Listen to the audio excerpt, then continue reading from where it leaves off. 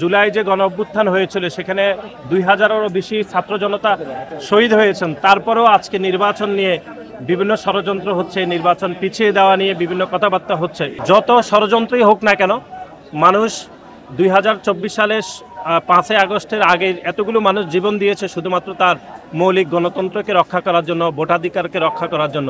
আজকে ঐতিহাসিক 7 নভেম্বর, এই দিনে আমরা সর্বপ্রথম স্মরণ করছি বহুদলীয় গণতন্ত্রের প্রবক্তা, বাংলাদেশের স্বাধীনতার মহান ঘোষক শহীদ প্রেসিডেন্ট জিয়াউর রহমান। 7 নভেম্বর আসলে আমাদেরকে শিক্ষা দিচ্ছে যে সকল ষড়যন্ত্র থেকে আমাদেরকে সতর্ক থাকতে হবে এবং দেশের সাথে আমাদের ঐক্যবদ্ধ থাকতে হবে এবং সদা সত্য এবং ন্যায়ের পথে থাকতেই হবে। বান্ডেল থাকলে প্রতি সেনমানিতে টাকা বাঁচবে। বিকাশ সেনমানি বান্ডেল কিনে জিতুন প্রতি লেনদেনে। এটি আসলে 7 নভেম্বর আমাদেরকে শিক্ষা দিচ্ছে।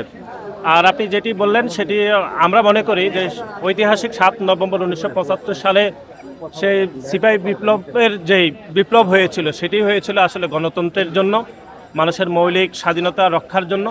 আজকেও দাঁড়িয়ে সেটি আমরা লক্ষ্য করছি, সেটি এখনও অনুপস্থিত। যে জুলাই যে গণ অভ্যুত্থান হয়েছিল সেখানে 2000-এরও বেশি ছাত্র জনতা শহীদ হয়েছেন। তারপরেও আজকে নির্বাচন নিয়ে বিভিন্ন ষড়যন্ত্র হচ্ছে, নির্বাচন পিছিয়ে দেওয়া নিয়ে বিভিন্ন কথাবার্তা হচ্ছে।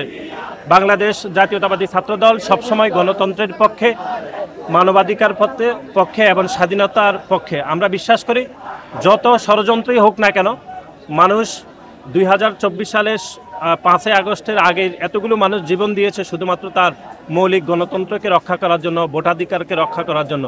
সুতরাং সকল ষড়যন্ত্র ভেদ করে আমরা বিশ্বাস করি যে বাংলাদেশের মানুষই আসলে নেমে আসবে জনগণের পক্ষে, ভোটাধিকারের পক্ষে এবং একটি সত্যিকারের জনগণের সরকার প্রতিষ্ঠা করার জন্য যে মানুষের যে আপ্রাণ যে সংগ্রাম, সেটির জন্য বাংলাদেশের মানুষ মুখিয়ে আছে এবং সকল ষড়যন্ত্রকে নস্যাৎ করে ইনশাআল্লাহ বাংলাদেশের মানুষ একটি জনগণের সরকার প্রতিষ্ঠা করবে ইনশাআল্লাহ।